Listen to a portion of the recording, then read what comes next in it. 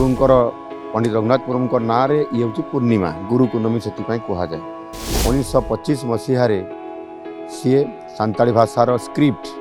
All चिकी तार से उद्भावन करते 1925 मसीह सी सांताली भाषार स्क्रिप्ट ऑल चिकी तार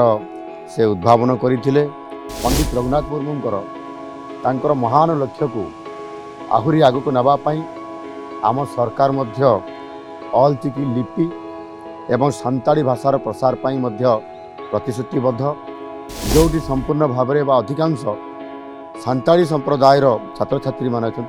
से जगार सांताली भाषा रे तांकर निज लैंग्वेज रे ही पाठ पढ़ाई सरकार मध्य विधि बाबद निष्पत्ति नहीं। आज हूँ पवित्र बुद्ध पूर्णिमा एवं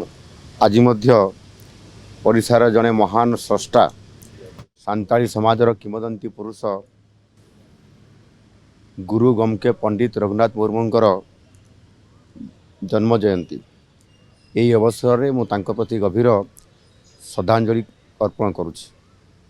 एवं तांकर आजिर ये जन्मदिन को मध्य गुरु पूर्णमी बोली सांताली समाजर ये कथा प्रचलित अच्छी। गुरु पूर्णमी माने मध्य गुरुंकर पंडित रघुनाथ मुर्मूर ना रे ये हूँ पूर्णिमा गुरु पूर्णमी से कहुए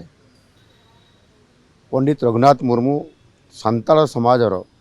भाषा एवं संस्कृति को सुरक्षा देवा एवं तार प्रचार प्रसार करने अदम्य उद्यम करथिले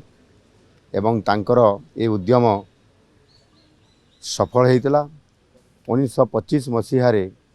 सी सांताली भाषार स्क्रिप्ट ऑल चिकी तार से उद्भावन करथिले एवं संपूर्ण भाव में सांताली समाज को लिपि प्रदान करिबारे संपूर्ण भाव में तांकर गुरु दायित्व से निर्वाह करथिले। सांताली भाषा को समृद्ध करने सी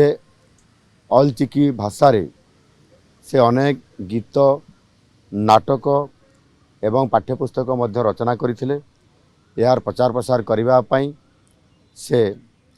सांताली भाषाभाषी अधिष्ठित अंचल को अर्थात ओडिशा समेत झारखंड बिहार आसाम ये सब अंचल अनेक जो सांताली समाज लोक अच्छा पाखक जाई लिपिर आवश्यकता संपर्क एवं लिपि को समस्त पाखरे पहुँचेबा एवं ता माध्यम लिटरेचर को डेवलप करवा साहित्य सृष्टि करवा एवं लोक मान को सुशिक्षित करवा ये समस्त कथा को से पूरा तांको जीवन सारा ये काम से करथिले। आज तांकर ये जो ऑल चिकी स्रष्टा हिसाब रे आज तांकर जो अमूल्य अवदान पाई आज सारा सांताल समाज आदिवासी समाज आज गर्वित एवं उपकृत मध्य यही गुरु गमकेंकर पंडित रघुनाथ मुर्मूर तांकर महान लक्ष्य को आहुरी आगक नापाई आम सरकार मध्य ऑल चिकी लिपि एवं सांताली भाषार प्रसार पाई मध्य प्रतिश्रुतिबद्ध एवं जो अंचल सांताली भाषाभाषीर आमर पिला माने अछंती एवं सौभाग्यर कथा जे जातीय शिक्षा नीति 2020 रे जेतेबेले आंचलिक भाषा रे मध्य पिला मान को पाठ पढ़ेबार ये पॉलिसी आसिला सेतेबेले ओडिशा रे सर्वप्रथमे ऑल चिकी सांताली भाषार ऑल चिकी माध्यम रे सांताली पिला मान को पाठ पढ़ेबा पई स्वतंत्र भाव सरकार एथिरे ध्यान देइछंती एवं सेथिपाई मध्य पाठ्य पुस्तक छपा हवा सहित सेमाने किभଳି भाव निज भाषा रे अध्ययन करि परिबे एवं सेथिपाई विभिन्न जो शिक्षक अछंती शिक्षक नियुक्ति सहित